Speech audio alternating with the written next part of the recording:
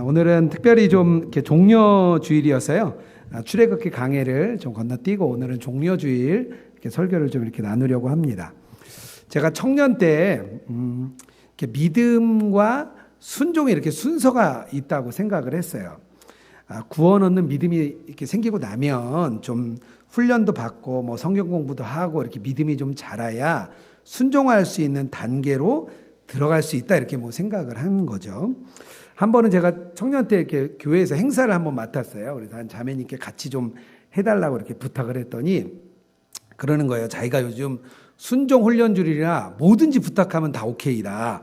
그러시면서 이렇게 오케이 해주셨어요. 그래서 좋은 마음으로 하는 건지 나쁜 마음으로 하는 건지 잘 모르겠지만 어쨌든 자기는 지금 순종 훈련 중이다 이렇게 얘기를 해서 제가 한편으로 참 멋있다 생각은 했어요.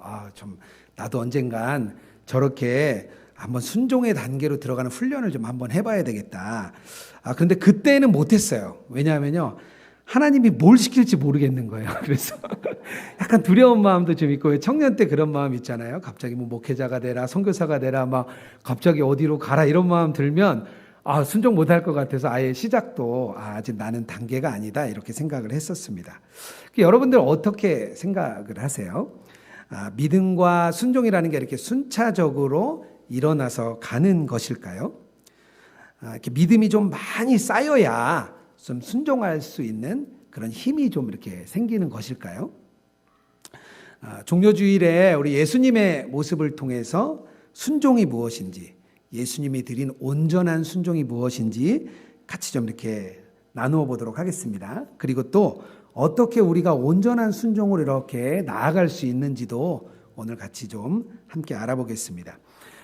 오늘이 고난주간 첫날입니다. 고난주간 첫날을 종려주일로 부르는 것은요, 예수님이 이렇게 예루살렘으로 입성하실 때 메시아로 이렇게 오시는 예수님을 이렇게 환영하는 뜻에서 이렇게 종려나무 가지를 막 이제 나와서 이스라엘 백성들이 흔들었습니다. 거기서 이제 유래가 됐죠. 종려나무라는 뜻이 타마르라는 뜻인데요. 이 타마르라는 뜻은 아름다움, 특별히 승리 이런 것을 상징하는 게 타마르입니다. 다말, 우리 성경에는 다말이라고 돼 있죠. 다말하면 생각나는 사람이 몇 명 있죠. 유대인들이 다말이란 이름을 굉장히 좋아한다 그래요. 그래서 성경에도 몇 번 나오는데요. 유다의 며느리가 다말이었죠. 유다의 며느리가 다말인데 예수님의 족보에 올랐던 그런 사람입니다. 또 다윗의 딸이고요. 압살롬의 누이인 또 다말이 또 있었어요. 또 다말 때문에 많은 사건들이 일어나게 되죠. 예수님이 계셨을 때 유대인들은요, 정치적이고 또 이렇게 군사적으로 이 이스라엘을 회복시켜 줄 그런 메시아를 기다리고 있었습니다. 특별히 예수님 시절 한 200년 정도 전에 마카비우스라는 혁명이 있었어요. 그래서 그때 당시에 마카비우스가 다윗의 자손은 아닙니다. 그런데 예루살렘과 또 그 예루살렘 성전을 이렇게 탈환한 사건이 있었습니다. 나중에 저희가 수요강좌에서 신구약 중간상 때 한번 나누도록 하겠습니다. 그때 이제 마카비우스가 수복해서 들어올 때 예루살렘 주민들이 나와서 종려나무 가지를 막 흔들었어요. 이미 200년 전에 그런 사건이 한번 있었습니다. 아마 그런 기억을 했을 것 같아요. 예수님이 오실 때 200년 전에 우리가 회복된 것처럼 예수님이 오실 때 그렇게 되지 않았을까 이렇게 생각했던 것 같습니다.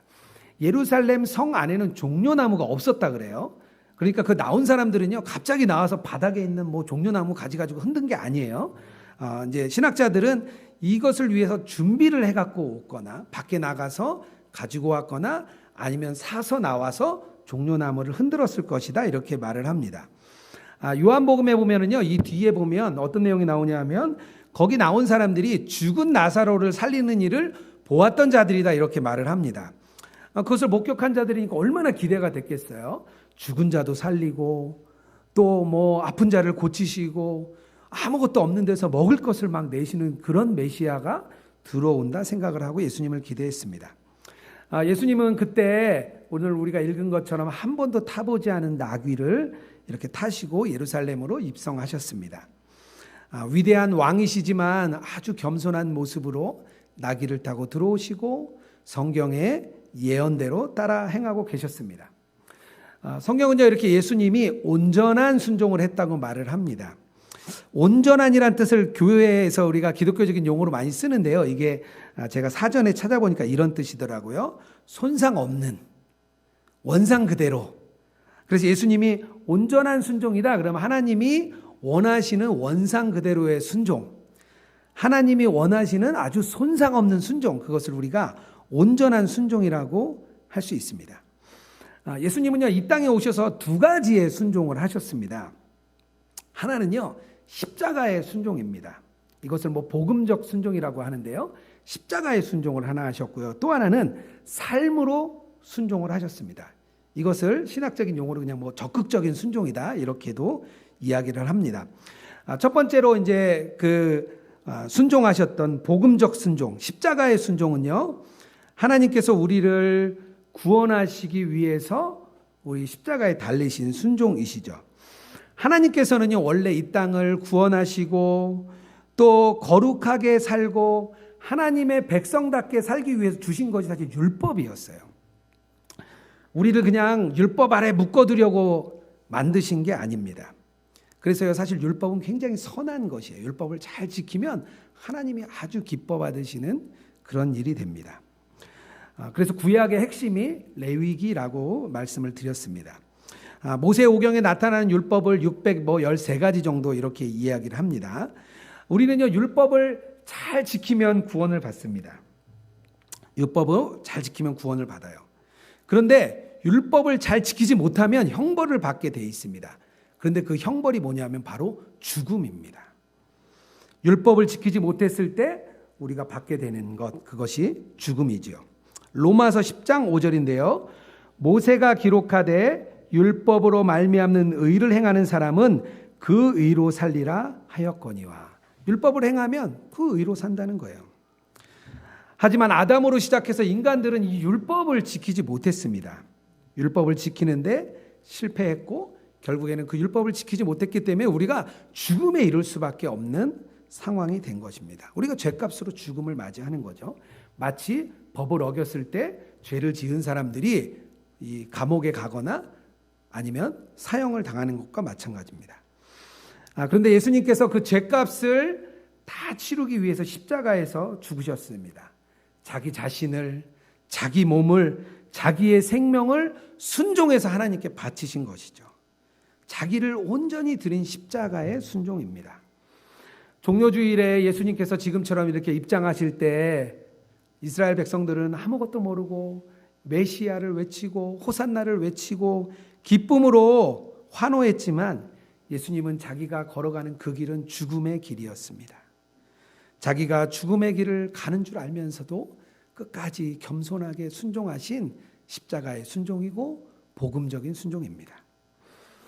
두 번째 예수님의 순종은요, 삶으로의 순종이십니다. 예수님은요, 자신의 삶에서 율법을 완전하게 지키셨어요. 율법의 1.1획도 어기지 않으시고 행하셨습니다. 인간의 육신으로 오셔서 연약함을 가지고 계신데도 불구하고 율법을 자기의 삶으로 지키시면서 살아가셨습니다. 마태복음 5장 17절입니다. 내가 율법이나 선지자를 폐하러 온 줄 생각하지 말라. 폐하러 온 것이 아니요 완전하게 하려 함이라. 완전하게 자기가 지키시겠다고 말씀하신 거예요. 마태복음 5장 18절입니다.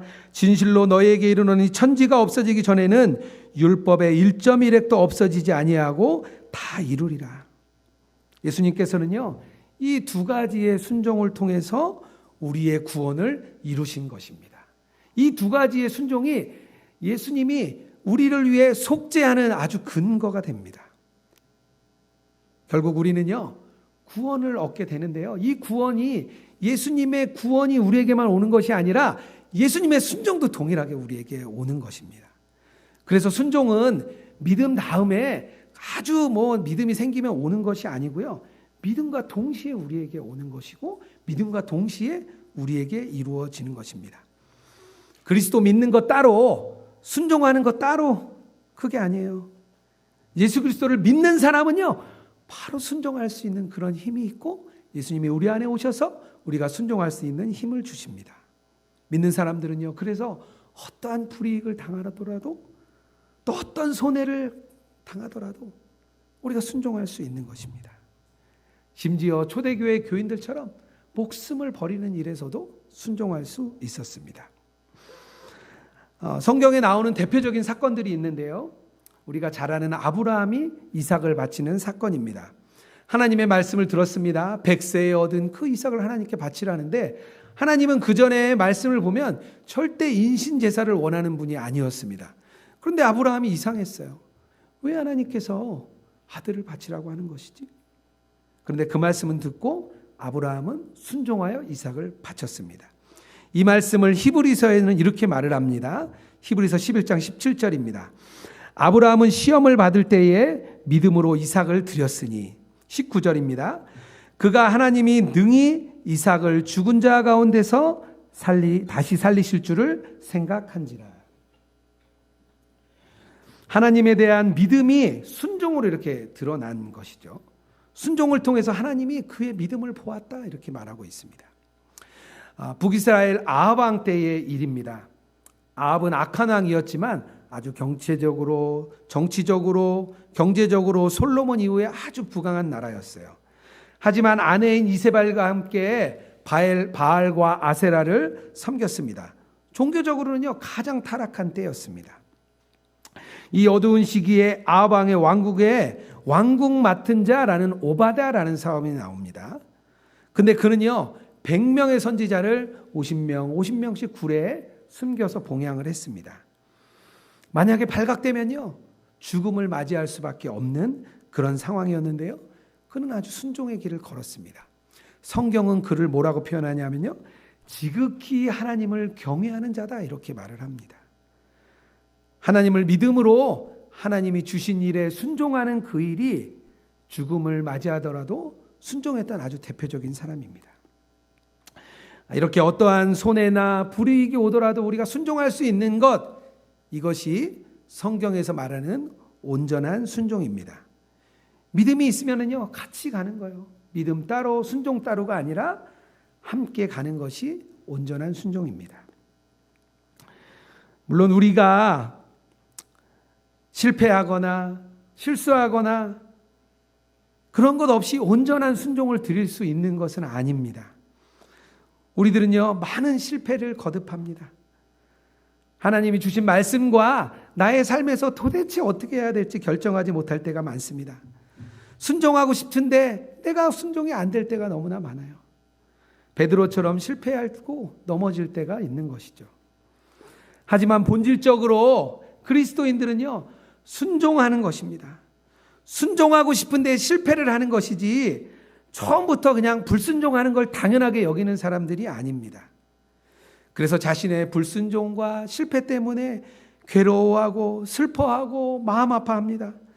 그래서 하나님께 다시 회개하고 다시 나아가 마음을 다시 잡고 순종하려 나가는 마음이 그리스도인의 마음입니다. 말씀을 읽어야 하는데 읽지 못할 때 마음이 아픕니다. 기도해야지 하는데 기도하지 못하면 왠지 죄책감이 듭니다. 경건하게 살아야지 했는데 직장에서 경건하게 살지 못했을 때 마음이 아픕니다. 사순절에 남들은 성경도 읽고 심지어는 미디어 금식도 한다는데 나는 아무것도 못할 때 왜 그런가 나는 자책합니다. 이것은요 우리가 순종 못해서 지옥 갈까 봐 하나님이 징계 줄까 봐 그러는 게 아니고요. 하나님과 더 친밀해지고 싶고 하나님과 더 동행하고 싶고 하나님과 더 깊은 관계를 맺고 싶은데 그렇지 못할까 봐 마음이 아픈 것입니다. 나의 실패와 실수가 주님의 마음을 아프게 하고 또 주님께 미안해서 그런 것입니다. 그래서 순종하지 못할 때 우리가 다시 예수님을 바라보는 것, 다시 십자가로 돌아가는 것, 그것이 온전한 순종으로 나아가는 길입니다. 히브리서 12장 2절에 말씀하고 있습니다. 믿음의 주여 온전케 하신 이인 예수를 바라보자.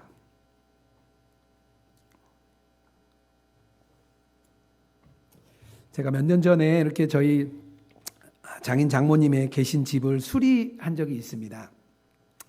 저희 처갓집에 딸이 5인데요. 저희가 5째 막내입니다.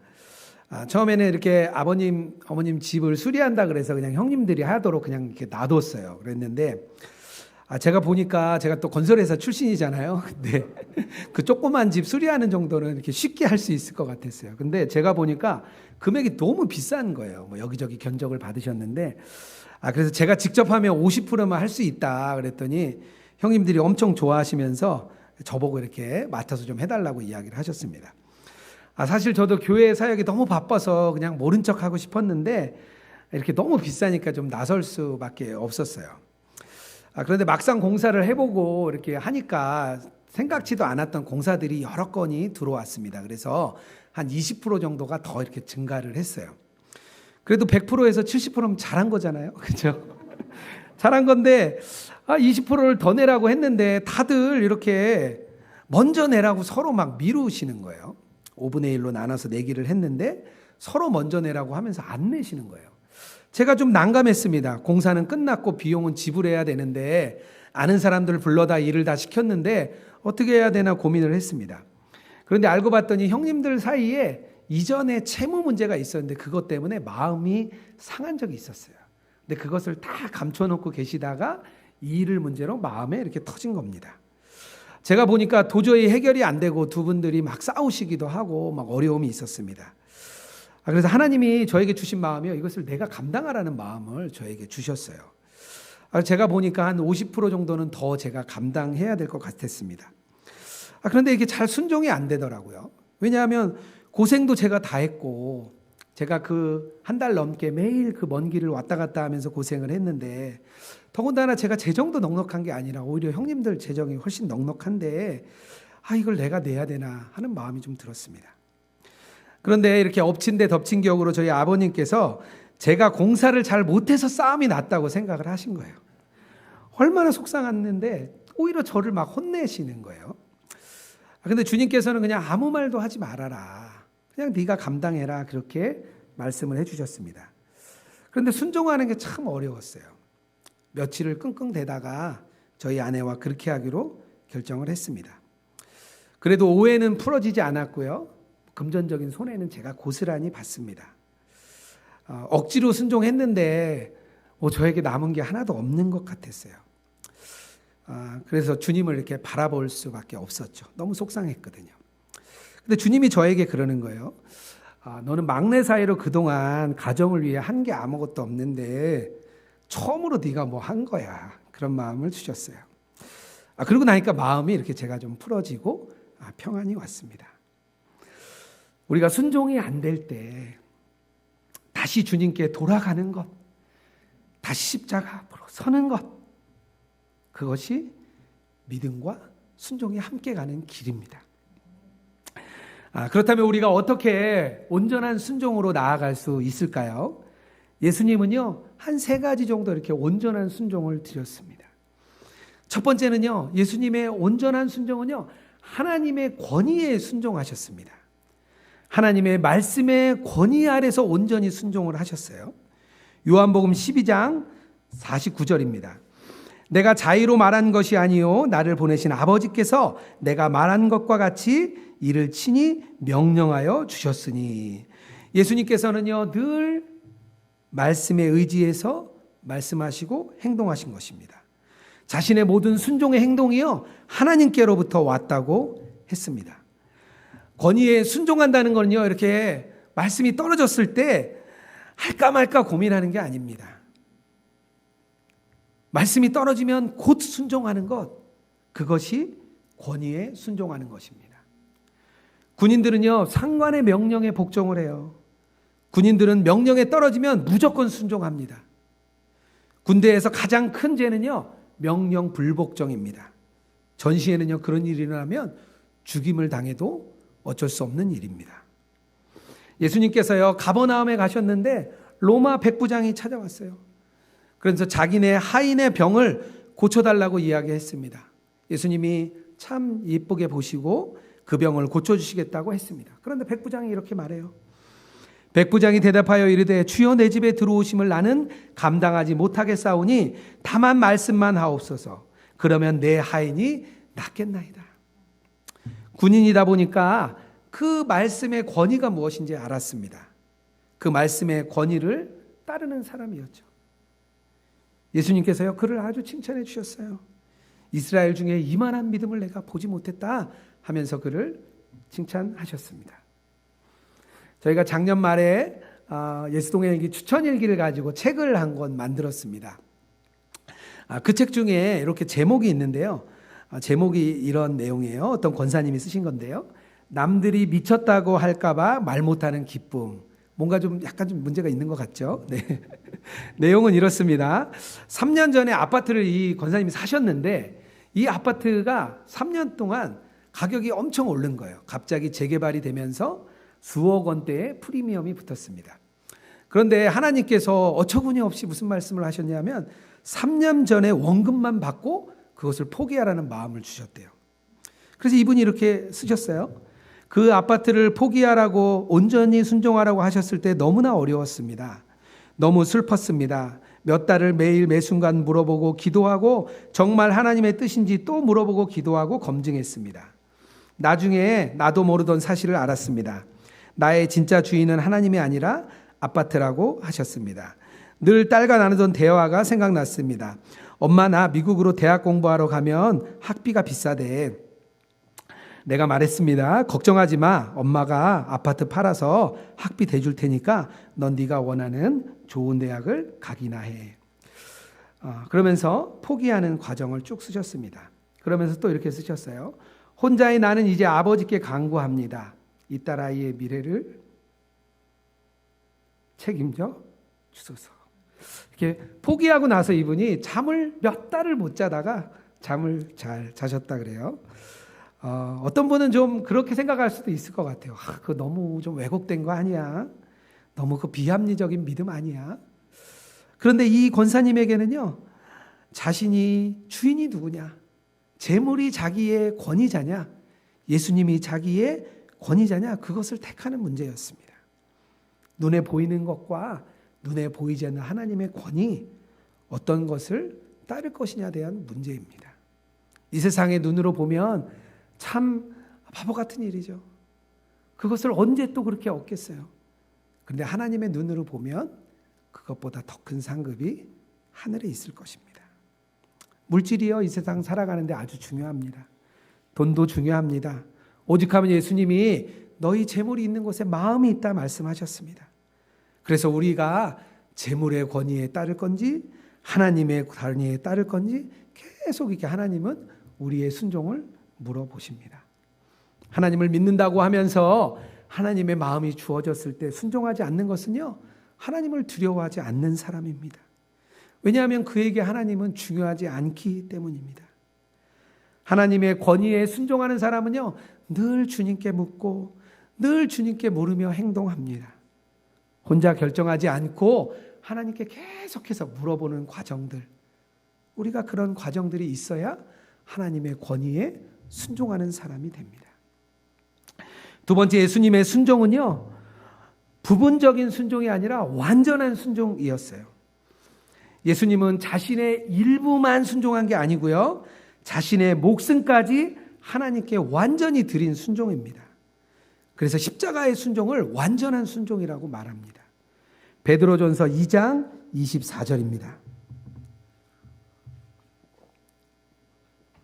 친히 나무에 달려 그의 몸으로 우리의 죄를 담당하셨으니 이는 우리로 죄에 대하여 죽고 의에 대하여 살게 하려 함이라.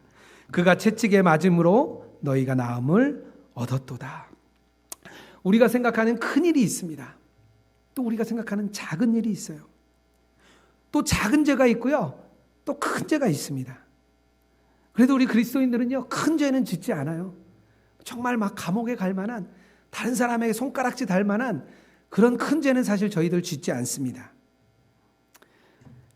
특별히 큰 일이 오면 또 우리는 기도합니다. 몸이 아프거나 재정적인 문제, 진로의 문제, 어려움이 생기면 우리들 다 기도하러 나와요. 기도하지 않는 사람은 없습니다. 하지만 사소한 일에는요, 우리가 좀 마음대로 결정합니다. 이 정도는, 이 정도는 눈 감아 주시겠지. 이 정도 죄는 하나님이 덮어 주시겠지. 우리는 그렇게 생각합니다. 조나단 에드워즈가 배의 이야기를 이야기합니다. 배에 작은 구멍이 난 배가 있는데요, 그 배는요, 물이 새서 사용할 수가 없다는 거예요. 저희 아들이 자기들끼리 돈을 모아서 큰 쿠션을 하나 샀습니다. 그것을 부는데 하루 종일 걸리더라고요. 3명의 아이가 달라붙어서 하루 종일 그걸 불었어요. 그래서 큰 쿠션이 생겼습니다. 아이들이 얼마나 좋아했는지 며칠 동안 그것을 막 뒹굴고 막 거기서 놀더라고요. 그런데 언제부턴가 이렇게 바람이 슬슬슬 빠지기 시작했어요. 찾아보니까 어디가 빠졌는지 모르겠는 거예요. 그래서 한참을 찾고 뭐 저희가 스프레이도 뿌려보고 하니까 아주 작은 구멍이 하나 났습니다. 그런데 쓸 수가 없는 거예요. 작은 일에 순종하지 않거나 부분적으로 순종하는 것은요, 순종하지 않는 것입니다. 사무엘상 15장에 보면 사울 왕이 아말렉을 쳐서 승리를 합니다. 그때 사무엘이 뭐라고 얘기하냐면요, 거기에 모든 소유를 다 진멸하라고 말을 합니다. 그런데 사울 왕이 대부분은 다 진멸했어요. 근데 아가강도 살려주고 짐승 중에 좋은 것은 좀 택해서 갖고 왔습니다.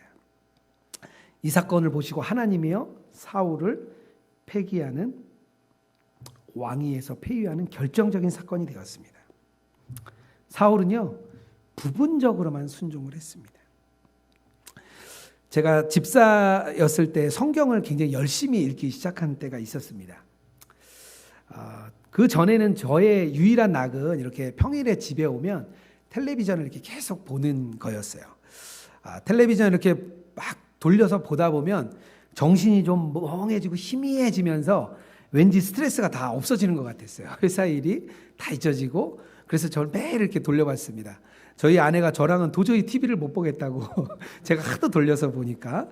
근데 이제 좀 그게 좋았어요. 그런데 말씀을 읽기 시작하면서 TV를 이렇게 껐습니다. 평일에는 시간이 없으니까, 저녁에 갔다 와서 책 읽을 시간, 말씀 읽을 시간이 없으니까 텔레비전을 껐습니다. 제가 생각해도 굉장히 대견스러웠어요. 그런데 주말이나 휴일에는 그러기가 싫었어요. 왠지 주말이나 휴일에는 나만의 좀 그런 문화를 좀 즐기고 싶었습니다. 평일에는 좀 말씀도 열심히 읽고 좀 이렇게 신앙생활 열심히 하니까 휴일에는 좀 당연히 쉬는 거지 하는 마음이 좀 들었습니다. 그런데 이렇게 돌아보니까 휴일에 한없이 제가 무너지는 제 자신을 보았습니다. 휴일이 되면 아주 태만해지고 게을러지고 세상의 즐거움을 찾아서 계속 이렇게 돌아다니는 제 모습을 본 거죠. 그래서 주일이 지나고 휴일이 지나면 제 마음에 너무 찔림이 있는 거예요. 아무 잘못도 안 했는데 그냥 그런 찔림이 있더라고요. 그래서 주님이 이렇게 마음을 주시기를 주말에도 좀 말씀을 좀 읽어라, 그런 마음을 주셨어요. 그게 참 쉽진 않더라고요. 그래서 몇 주를 계속 고민하다가 어느 휴일에 이렇게 아침에 일어나서 말씀을 펼쳤습니다.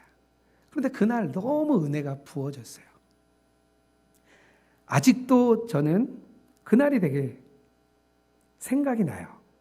그래서 그런 은혜를 받고 나니까 휴일이 되면 이렇게 말씀 읽으러 이렇게 가는 일이, 가방을 싸서 도서관으로 막 가는 그 일이 저에게는 또 하나의 즐거움이 되었습니다. 명절에 이렇게 가정을 위해서 열심히 봉사하면 아내가 하루를 선물로 주었어요. 잘 봉사한 거죠. 그럼 그날 아침부터 저녁까지 이렇게 도서관에 앉아서 말씀을 읽고 묵상을 했습니다. 그 기억이 저에게는 너무 기쁜 기억이에요. 많은 분들이 신앙생활하면서 그런 생각을 합니다. 이만하면 됐지. 주일 예배 드리고, 내가 나눔 반교회도 참석하고, 어떤 날은 수요 예배도 내가 드리고, 이만하면 충분하다 생각할 수 있습니다. 물론 충분합니다. 전 충분하다 생각해요. 단 주님이 자꾸 마음에 뭔가 찔림을 준다면 분명히 주님이 더 원하시는 게 있는 거라 생각합니다. 그럴 때 부분적인 순종이 아니라 한 걸음 더 나아가서 온전한 순종을 드리면 주님이 아주 기뻐하시는 온전한 순종의 길이 될 것입니다. 마지막으로 예수님이 드리는 온전한 순종은요, 아주 적극적인 순종이었어요. 삶으로 드린 순종이었습니다. 하나님께서 성경을 통해 주실 때, 말씀을 주실 때 하지 말라 이런 말씀만 주신 것이 아닙니다. 행하라 이런 말씀도 주셨어요. 마태복음 25장에 보면 이런 말씀이 나옵니다. 왼편에 있는 자들에게 저주받은 자들이라고 말합니다. 근데 그들이요, 뭘 했냐 안 했냐 하면요, 내가 줄일 때 먹을 것을 주지 않았고, 목마를 때 마시지 않게 하였고, 나그네 되었을 때 영접하지 않았고, 헐벗을 때 옷 입히지 않았고, 병들고 옥에 갇혔을 때 돌보지 아니하였다. 그들은요, 행하지 않은 것 때문에 심판을 받게 되었습니다. 구약에서요, 추수할 때 고아와 가부를 위해서 꼭 남겨놓으라고 합니다. 감람나무 뗀 후에 그 가지를 다시 흔들지 말라고 합니다. 포도를 딴 후에 남은 것을 따지 말고 객과 고아와 가부를 위해 남겨두라고 합니다. 성경은요, 이렇게 늘 약자를 위해서 돌보라고 이야기하셨어요. 예수님께서도요, 가난한 자, 소외된 자, 병든 자들을 위해 일하셨습니다. 오직하면 내 이웃을 내 몸과 같이 사랑하라는 그런 새 계명을 예수님이 주셨습니다. 바울 사도가요, 마게도냐 교회를 위해 칭찬했는데요, 너희들이 어려운 중에 연보를 힘에 겹게 하였다 하면서 칭찬을 하였습니다. 저희가 재정을 통해 드리는 순종만이 뿐만 아니고요, 우리가 시간의 순종을 드리는 것도 굉장히 적극적인 순종입니다. 자신의 가장 중요한 시간, 자신의 삶에서 가장 중요한 때를 하나님께 드리는 것은요, 하나님이 기뻐하시는 아주 적극적인 순종입니다. 한 남편 집사님이 우울증 때문에 되게 힘들어하는 가정이 있었습니다. 상태가 심각했고 매일 죽겠다고 어려워했습니다. 목사님도 오시고 전사님도 오시고 많은 분들이 오셔서 신방을 해주셨어요.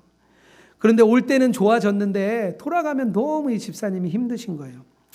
그래서 가까운 우리 집사님들에게 좀 자기를 좀 자주 찾아와 주면 좋겠다고 이렇게 말씀을 하셨습니다. 그때 저희가 사역을 하던 팀들이 있었는데요, 우리 집사님들이 마음을 모았습니다. 그래서 매일 저녁에 시간이 되면 그 집을 이렇게 좀 방문하자, 시간 되는 사람들이 그냥 가자, 이렇게 얘기를 했습니다. 처음에는 누가 오는 줄도 몰랐어요. 누가 올 줄도 몰랐어요. 그런데 그냥 시간이 되면 오자고 했는데 어떤 날은 뭐 40명씩 막 이렇게 오고, 어떤 날은 뭐 이렇게 서너 명도 오고, 하여튼 매일 끊이지 않고 사람들이 왔습니다. 회사 일로 굉장히 바쁜데 저녁에 이렇게 찾아왔어요. 반차를 내고 오신 분도 있고, 또 바쁜 중에 멀리 지방에 출장을 갔다 오신 분도 있었습니다. 그래서 그 어려운 때를요, 집사님이 잘 지나가셨어요. 지금도 만나면 저희들이 그 얘기를 많이 합니다. 그때 참 우리가 같이 이렇게 하는데 너무 기뻤지. 다들 중요한 시간들을 내어주었습니다. 저도 말씀을 준비하면서 이렇게 주님이 저에게 괜히 물으시는 것 같았어요. 너는 지금 온전한 순종을 드리고 있느냐, 이런 질문이 저에게 계속 주어졌습니다.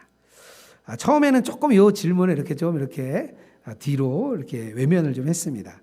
마음 한편엔 그런 생각이 좀 들었어요.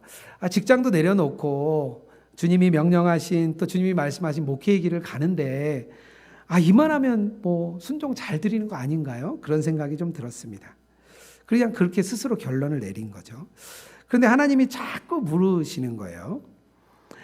그런데 제가 이렇게 제 자신을 가만히 돌아보니까 제가 순종하고 싶지 않은 한 가지가 있었습니다. 그게 뭐냐면요, 제 자아에 있는 자존심이었습니다. 자존심을 꺾는 일은 하고 싶지 않았어요.